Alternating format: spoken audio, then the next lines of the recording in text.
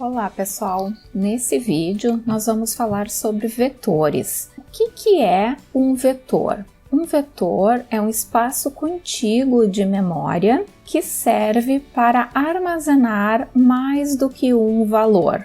As variáveis simples armazenam apenas um valor e com o vetor é possível armazenar mais de um valor. Então aqui na tela está representado o que seriam espaços contíguos de memória. Cada um desses quadradinhos me permite armazenar um valor diferente. Então, dentro de uma mesma variável, agora eu consigo guardar mais do que um valor. Como que isso vai funcionar se todos os espaços possuem o mesmo nome? Porque a variável tem apenas um único identificador, um único nome. Então, nós conseguimos armazenar valores diferentes em cada um dos espaços através da indexação dos espaços. Cada um dos espaços do vetor possui um índice, um número que corresponde à sua posição dentro do vetor. Então, nesse que está representado aqui, no espaço número 0, tem o número 20 armazenado. No espaço número 1, tem o valor 10 armazenado. No espaço 2, o número 40. No espaço 3, o número 60. No espaço 4, o número 50 e no espaço 5, o número 15. E nós temos aqui 6 números armazenados.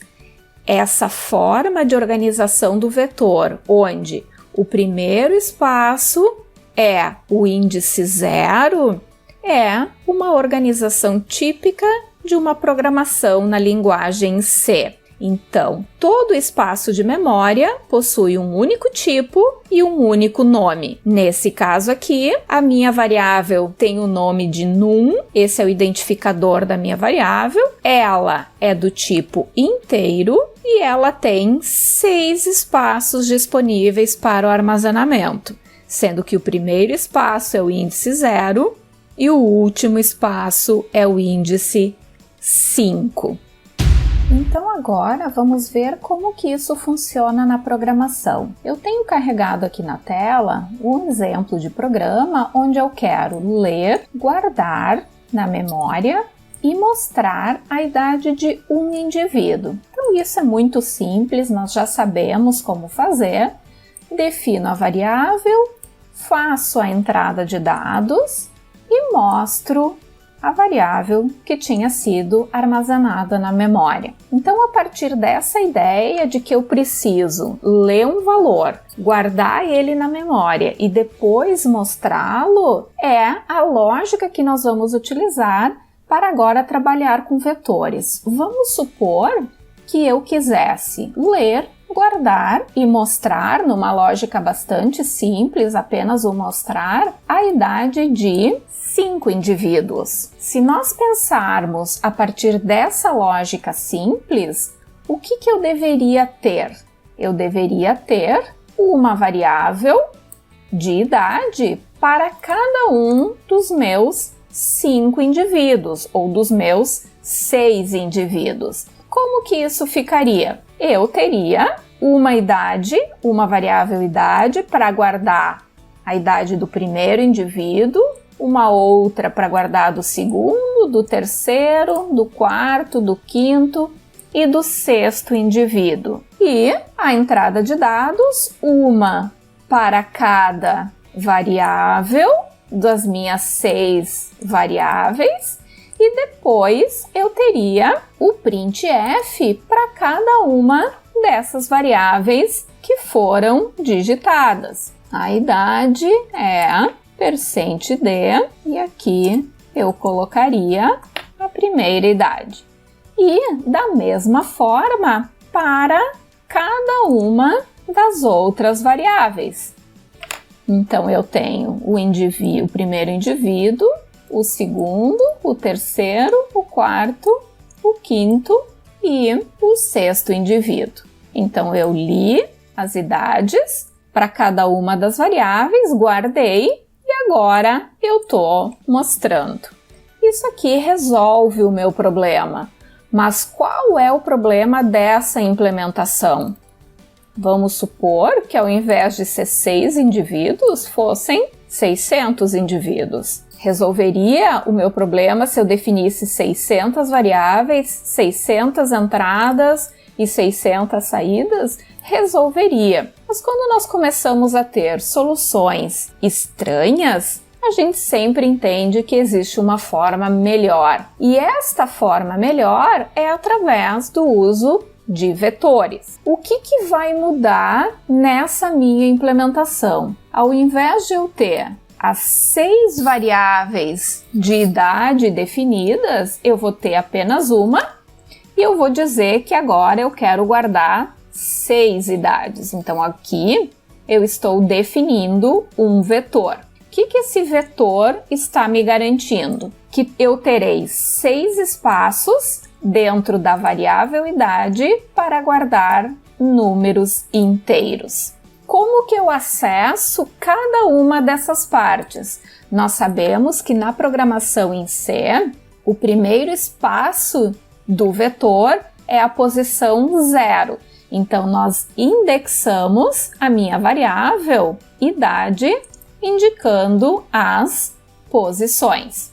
Então, aqui, para cada uma das minhas entradas de dados, eu seguiria indexando posição 0, a posição 1, a posição 2, a 3, a 4, a 5 e na hora de mostrar, da mesma forma. Mostro a posição 0, mostro a posição 1 e assim eu seguiria. Bom, se nós estamos tentando usar vetores para simplificar o meu código, ao invés de ter todas as entradas e todas as saídas para cada uma das posições, nós poderíamos combinar o uso de vetores com o comando de repetição for. Qual seria a vantagem de se utilizar o comando de repetição for? Que ao invés de repetir a entrada de dados x vezes, eu apenas faço uma única vez. E essa única vez estará dentro do comando for. Eu tenho aqui a minha variável que controla as repetições, que inicia na posição 0. Eu vou repetir enquanto a minha variável que controla as repetições for menor do que 6. E vou incrementando a minha variável de 1 em 1. E dentro desta programação do comando for, eu coloco a minha entrada de dados utilizando a variável do tipo vetor. A diferença agora é que aqui dentro, ao invés de utilizar a posição fixa, número 0, número 1, número 2, da forma que nós estávamos fazendo antes, agora aqui dentro eu uso a minha variável que controla as repetições do for. Por que eu posso utilizá-la? Porque ela inicia no 0, que é exatamente a primeira posição do vetor, e ela termina na posição 5, no número 5, que é exatamente a última posição do vetor. Lembrando que o vetor, a primeira posição do vetor é a 0 e a última posição do vetor é a n menos 1. Então, se nós queremos 6 números, que é o meu n, a última posição do vetor será o n menos 1. 6 menos 1, a última posição do vetor é a posição 5. Por isso que nós podemos utilizar o for.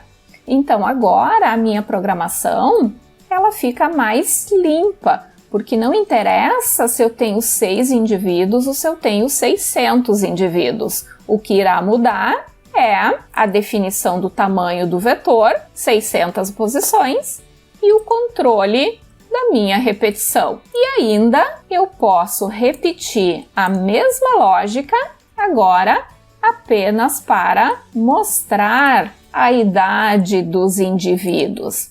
Então aqui eu vou colocar qual é a variável que eu quero que seja mostrada. E aqui também eu utilizo o contador. E desta forma, nós conseguimos utilizar uma única variável, idade, para armazenar 600 idades, 600 números, num único espaço contíguo de memória. E cada um desses 600 números, dessas 600 idades que estão sendo armazenadas, estarão em cada uma das posições da variável, iniciando pela posição 0. Eu vou diminuir o meu escopo para poder testar o programa. Ao invés dos 600 indivíduos, continuamos a trabalhar com os 6. Eu vou compilar e executar. Nós temos aqui um erro, porque a minha variável que controla a repetição é o count e não o i. E aqui eu tenho a minha nova programação. Compilar e executar. Agora sim, ele está me pedindo a idade do indivíduo. Eu sei que o valor que eu digitar nesse momento vai ser guardado na posição 0 do meu vetor. A segunda idade foi guardada na segunda posição, que é a posição 1. Esse número, esta idade na posição 3, esta idade na posição 4, esta idade na posição 5 e, finalmente, esta idade na última posição do vetor. E na hora de mostrar, ele está mostrando ali, ó, a primeira idade, a segunda, a terceira, a quarta, a quinta e a sexta idade. Todos esses valores armazenados dentro de uma única variável e cada um deles armazenado em uma posição diferente do vetor. Esse vídeo falamos então sobre vetores, espero que vocês tenham gostado do que vimos aqui.